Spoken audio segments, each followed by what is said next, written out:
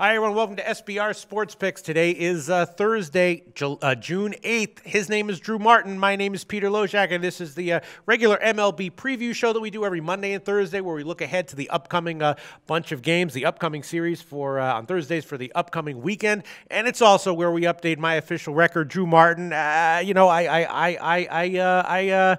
I have gone negative officially, although, overall, I still feel like my advice has been profitable. And, of course, my low-hanging fruit has cashed almost every day for the past month, except for like a few days here and there.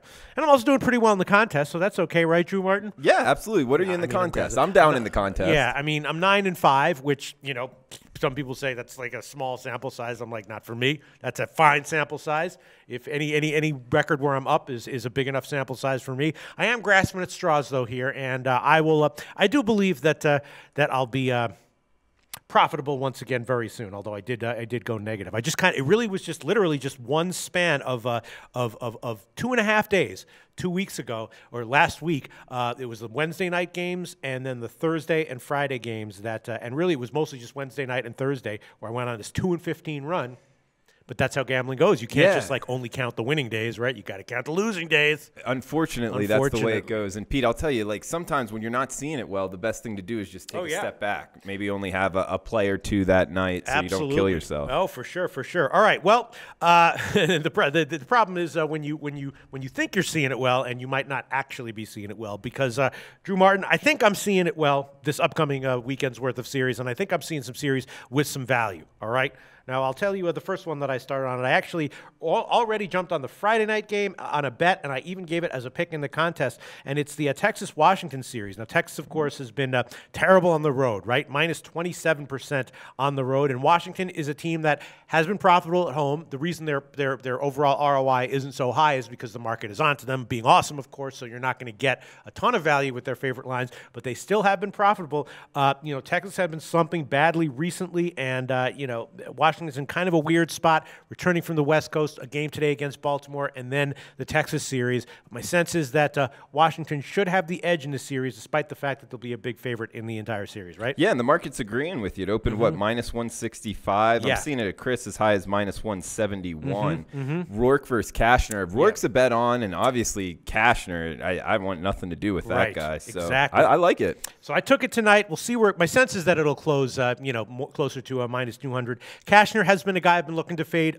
most of the time, and I feel like I've been a little bit up and down with that. And Rourke is a guy who's very reliable, not lights out, but reliable. He might give up 3 or 4 runs here and there, though. Yeah, he's more of a crafty, right. Maybe 6 innings, 2 earned, 3 earned, something like that. He's not going to go lights out, like you said, though. And then on Sunday, it will be probably one of the typical situations where you're going to have a big advantage in the starting pitching. Biebens-Dirk starting for Texas against Scherzer. So obviously Washington will have a huge edge there. The issue is that they'll probably be, 230, 240, 260? Yeah, I mean, what's up with this Biebens-Dirk guy? Why has he got 2 names? And tell me a little bit about him. I mean, I think he's European, and you look kind of European yourself there, Drew Martin. Hey, so do you there, Pete Loshak. I look European in a bad way. You look European in a good way, but no, I'm kidding around. All right, so the question is just, how high of a favorite line will we see here, and how high of a favorite line will it be worth taking on Sunday? What do you think?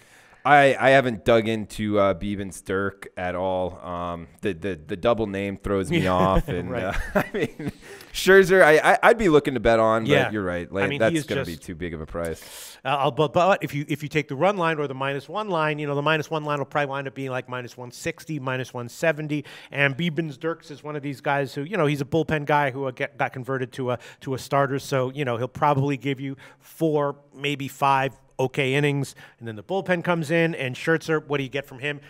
I mean, his last start was phenomenal, right? You're probably going to get at minimum 7 innings, 2 runs, probably even a little bit better than that. So maybe it will be worth a play on Washington -1 or minus 170. Okay, but what do you think about? I mean, Washington playing at home, laying the run and a half, home team -1.5. It just doesn't sit well with me. How do you feel about that? Well, that's why I take the -1, which will be about minus 170. I mean, I'm guessing that the 1.5 line will be more like minus 120 or something. So you actually take an alternative line of -1. Yeah, right. At what book usually? Oh, you can make your own. You just do you bet the same amount to win on the money line as to risk on the run line, and you got an automatic -1 line, and that's actually good because you can also, if you have different books, you can obviously do that at different books. You don't have to take the same money line and run line at the same book. But then, it's all pretty much the same thing. I mean, you're betting on volatility. The -1.5 line in that Washington game will only be, -120, -130 maybe. Probably like -118 at Pinnacle, that kind of deal. So. And then they're up 4-2, top 9. Yeah, and they don't care about the runner on third, but you do. Yes, exactly. So it will be a tricky one. And then the Saturday matchup for that series is another one that's interesting. Let me just find that one. It's can't find it. Oh yeah, it's an afternoon game, an early start with Perez against Gonzalez, and Gonzalez, of course, started out the year great. Has had some control issues recently. His last start was better, but he's still a guy. And again, that depends on what the line is. If it's -200, no way, not with Gonzalez starting. If it's -150, maybe. Then that's a big difference. And, and it's Perez on the other hand? Yes. Perez is a guy where I'm not looking to lay a -200 line against Perez. Oh, no I'll way. tell you that much. Yeah. -150 with those teams, I might do it. So that's an interesting series that has definitely caught my eye. Drew Martin, what's caught your eyes? Hit us with a series that you think is interesting. All right, I got 2 of them, so I'll throw out one now. And another thing I wanted to throw out to the listeners is we got the Super 2 deadline that just passed, so watch out for the top prospects coming up, filling holes. I know it's a big thing in Oakland. New York Mets shortstop Ahmed Rosario. Philly has some big prospects, So watch out for some of these guys. They can make an impact right away. Yes. Some of these guys making the jump from AA to AAA if there's a hole in a lineup. Often do. And a lot of times you're not sure, like the results take a stark change and you're like, what the hell's going on here? And then you see there's some rookie with like 60 at-bats hitting like 380 with 7 home runs. And you're like, all right, well, that's the answer right there. Yeah. So keep that in mind. But, so I got 2 of them. One is a big dog. One is a short favorite. I'll go in with the Miami-Pittsburgh game. So I'm looking at the Pirates -115. They're at home. I like the pitching matchup. We got Volquez coming for Miami tonight, coming off of obviously that great outing his last time out. I'm going to back Cole tonight. Also, looking at the other 2, we got Worley versus Glasnow. We know Glasnow, he hasn't been great shakes, but he is a high-ceiling guy. I like him. And then the last day, Straley versus Williams. I'd probably give a little bit of a lean to Straley, but it is a mid-afternoon day game in Pitt, so it makes me feel a little bit uneasy. So tonight, tomorrow night especially, I think we get the better pitchers with Pittsburgh, only having to lay -115. I'm on Pittsburgh for the series. All right, price. yeah, that is a tricky one because Miami, of course, has been bad on the road. They're -14% on the road, but they have started to pick it up recently, as we have discussed. We expected would happen with them in these shows. Most of that came at home, though. Then they went into the Cubs. They won. They lost 2 out of 3. So the question is there recent? Is this road series more likely to be like their recent home games where they were picking it up, or like their road games on the whole year where they were clearly overvalued? What do you think? I'm betting it on it to be a little bit different. All right. Okay. Now let's talk about a series that's caught my eye for sure. Talk about a team with a stark home road split. The Baltimore Orioles, right? Even when they're down, it's almost like there's some magic thing where it's like if they're at home, they're going to come back and win it, in extra innings, whatever. So now they're going on the road against the Yankees. Baltimore, again, awesome at home. -22% ROI on the road on the year. Obviously, that's a terrible record. Yankees +15% at home. +15% ROI at home. That is top 5. And the Yankees, again, they're a team that I have a ton of respect for, especially at home. And you usually expect the Yankees to be at least quickly appropriately valued, if not overvalued. But I guess just because there's a lot of youngsters on this version of the Yankees, it's not quite happening. They're maintaining their value tonight. As good as David Price has been in his starts returning, I'm not going to take him because I have too much respect for the Yankees. So I'm looking for maybe the Yankees to be a good bet in this series against Baltimore. What do you think? Yeah, coming off of the Red Sox series, maybe a little bit of a letdown, although they are at home. But looking at Friday's matchup, we got Bundy versus Montgomery. I like Bundy, so that's the one thing I would pump the brakes on. But yeah, I'm not really looking to step in front of the Yankees, so I'm definitely not putting Baltimore in my pocket. Yeah, I like Bundy too. He did have one start already against the Yankees this year, and it was a good start. The Yankees do hit righties well, though, and Montgomery on the other side is also starting to pitch really well. That guy looks good. Yes. So my guess is that this line will be a very, very modest line, similar to what we're seeing tonight. Maybe Yankees -120, 130, something like that. And at that line, despite Bundy starting, I I would be looking to take the Yankees there, I think. Actually, here at Bet Online, it's -120 right now. There you go. There you go. Yankees. Yes. Nice call for there, sure, dude. for sure. All right, and then a game I'm liking even more, and we'll see what the line might be, is the Saturday game, Tillman against Severino. And I'm definitely kind of down on Tillman. I know he had a velocity spike in his last start, but I'm not buying that at all. I mean, he might be a little bit less crappy going forward than I was initially expecting from him, but I'm not a buyer on him, and Severino has been great, and it just feels like it's going to be a big spot for the Yankees to have a big edge. Will the market, give you a high line there? I'm guessing probably not. No, I mean Severino is bet on for me as well. I have that in my notes. But you said Tillman velocity up. I mean, yes, based on in one start. I didn't read it. Yeah, I'm like an uptick in his velocity, which is nice to see. But I think he has so many other mechanical issues that I just don't know if. What were his number of pitches? I don't remember. I just read the article that he had a notable improvement in velocity, which again is a nice thing to read. But if I'm going to start changing my opinion of a guy like Tillman, I'm going to need to see a lot more than just a radar gun supposedly being 2 ticks higher. Yeah, really. So got to look into that. That's an important thing. Some of these radar guns, radar guns are not created the same. So. And look, even if he does suddenly out of nowhere become good, Severino is likely to match him, I think. So we'll see what the line is. I would guess, I don't know, maybe Yankees 160, 150, something like that. Yeah, Severino's been taking money, so he's no secret anymore. Right. So we'll see what the line is, but I'm looking for the Yankees on that one. And then on Sunday, it's a little bit of a tricky one. Let me see, where is that one? What was that one? Oh yeah, it's Gausman against Tanaka. And what to expect from Tanaka, I have no clue. Drew Martin, do you have any clue at all? I like Tanaka. I'm going to keep going with him. You think so? I mean, he did. After his out of nowhere 13 strikeout start, he got lit the F up again, and it's that start after that, right? Yeah, it's a gamble, but it can be a good one. So hopefully the market will reward us, and if you want to take Tanaka against Gausman, who's also very hittable, you'll be able to get -120, -115, hopefully, right? Yeah. If it's more than that, -140, probably I'll stay off it. All right, what else do you want to bring to our attention, Drew Martin? Let's see. So, all right, big dog for you.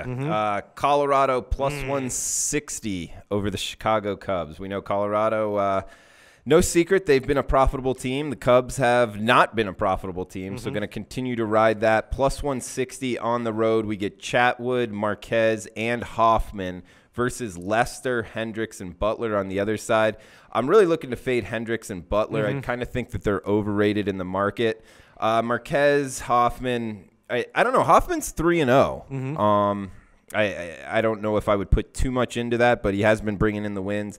Chatwood at home, I know he's only 5-7 on the year, but or Chatwood on the road, right. I like to bet on Chatwood, so I give him a puncher's chance against Lester. Yeah, I mean, Colorado, of course, number 1 overall in terms of ROI, the most profitable team in baseball. They're 26% ROI overall, 17% in May, but on the road, plus 40% ROI on the road. And the Cubs, they appear to have made some kind of a turnaround against relatively beatable teams, but now, they're going to be up against a real juggernaut, and are they going to be able to maintain their winning ways? Feels like probably not, right? Yeah, and in Colorado's bullpen's been money, so absolutely. I'm gonna stick with them, and you get a great plus price, yes. +160. Yeah. So what's the line for their game tonight? Probably a big dog, right? Well, with Marquez going. Let's see. We got no. Tonight is Chatwood versus Lester. Oh, is it? Okay. Yeah. Okay. So you get +170 on Chatwood. Right. So this is the game I think we're up against it. But the next two, I don't know. We got Chicago Marquez Marquez against versus yeah, Hendricks. I'm agreeing with you. That one looks pretty tempting to take Colorado, because Marquez has been getting some results, And again, it's just the Cubs just feel like a team that as a home favorite, they're kind of like Cleveland. They're just a team that is more likely than not going to let you down one way or another. Either the bullpen will blow it, or the starting pitcher will blow it, or the bats won't show up, or something, right? Yeah. And it seems like those Friday day games, in Chicago, like they always do, the standalone ones. I don't think that they've been performing that well. Right. All right, Drew Martin. Now let's go to another series that is once again another. It's always interesting to look at the Houston series, because they're going to be a big favorite. The question is, even as a big favorite, are they still basically going to be free money? They're at home against the Angels, and the Angels again, as we've mentioned many times, great at home or good at home, bad on the road. -21% ROI on the road, and Houston been profitable this year, +11% ROI at home. So and Houston was actually the #1 team in baseball in terms of ROI in May. So we know that we're going to get some big favorite lines with Houston, but as we've seen in the Texas series, in a bunch of series, in the Miami series, maybe Houston is worth a play even as a big favorite. What do you think? I think so. Yeah. I mean, I'm not going to be betting against them. I'll tell you that much. And you're right. They're commanding a price. Obviously, they're playing against the Angels without Trout. They're having to go on the road. So I'm looking to back Houston. Again, I don't want to lay the run line at home, but possibly putting like half-unit bets on Houston all weekend, I have a feeling would be profitable. Yeah, and I'm especially liking the Friday matchup, I think, because Shoemaker, has done well, but he's been a little bit shakier on the road, and of course, Houston crushes righties. And on the other side, Peacock is another guy, a reliever who was converted to a starter. He's been getting a lot of strikeouts, missing a lot of bats, and giving strong, 5-6 inning starts, and then the bullpen can come in, and because of how Shoemaker has done this year overall, the price might not be too steep for Houston on that one. Right. And do you think Houston's going to be able to have a decent bullpen going forward? Do you like these guys for the rest of the year? Their bullpen, yes, going forward. I haven't looked into. I mean, their bullpen has been fine so far. Yeah. And I think I sort of measure bullpens in like 1 week and 2 week increments and see who the if there have been any pitching changes, any what's the word when the order the rotation changes of the bullpen, and to see if the closer is different and how guys have been doing, because sometimes those relief pitchers can who've been having good for a while can develop arm issues and they'll pitch through it and it won't be quite as evident as it is with some starting pitchers. So I sort of monitor bullpens closely on a week-by-week basis. Okay. Well, yeah, I mean, I think that they've looked good. It's just I don't know if they'll be able to carry the numbers going forward. Wanted to get your opinion. Oh, I think definitely that they will regress going forward in terms of their record and their ROI for sure. Okay. Not necessarily saying that they're going to be negative going forward, but as of right now, they're plus 22% overall. Great at home, great on the road, and for sure that'll even out at some point. Okay. Relatively soon, I think. Pete, I have a question for you. New York Mets, Atlanta Braves. Ooh, that's a tough one. I haven't bet this one yet. I actually haven't seen a series price on it yet. Yeah. But we got Harvey versus Tehran. I'm not looking to bet the Braves. I'll tell you that much. And the Mets, it's crazy. Their lineup keeps performing. Lucas Duda is hot as hell at first base for him. So I mean, it'd be Mets or pass for me, and it looks like it's about evenly priced game tomorrow night, Harvey versus Tehran. And it depends on what the lines are, but also Mets team total overs might be good there because, again, the Mets are hitting. I agree with you. I don't quite trust Atlanta's bats right now. Once in a while, I do. I had them on a team total over recently. I think it was against Eichhoff. And they came through. But if they're up against, a decent starter, a lot of those guys can be sat down. Dansby Swanson's pitting under 200. And so, that is a tough one. I might be leaning to more overs with the Mets, as we've seen all year long. Has been a good bet with them, and particularly on team total overs. They might hit Tehran a little bit, and you might not get a very high team total over on that one at all. Team total for the Mets, that is. Okay. Yeah. And then Whistler is supposed to be starting on Saturday. We know he's a guy who is very hittable in general. Right? Remember him, Matt Whistler? Yeah, actually, he was kind of a top prospect. So he's been down in the minors? Or? Yeah, and he's coming back up. So I'm seeing him slated to start on Saturday against Steven Matz, who's returning for the Mets. That's what I'm seeing here. I'm not sure if they'll go with him or not, but that's what I'm seeing listed. And if that is the case, could see the Mets once again being a good bet on the team total over. We'll see what the Whistler's going to be an interesting guy to look up. Yeah. Obviously, he pitched at least okay to be getting called up. I'd want to dig into his minor league numbers because. All right, let's talk about two other series that are interesting. Both of them, I'm not sure what I think. Just we're going to bring them up to talk about them. First of all, we have Milwaukee at Arizona. Arizona, obviously awesome at home. The top team in baseball at home, plus 34%, but Milwaukee plus 40% ROI on the road. Neither team has a rest day here. And again, we've seen these before. Which something's got to give here. Milwaukee continuing to be money on the road, or Arizona continuing to be money at home. What do you think is more likely? I like Milwaukee. Yeah, I think Milwaukee's underrated in the market. Yeah. They're sitting there for whatever reason. They're not getting priced like they should, in my opinion. So it's Milwaukee or pass for me. And you probably haven't looked into this too deep, but do you trust Davies at Chase Field on Saturday? That's a tough one. You don't have to answer that. What's his fly ball rate?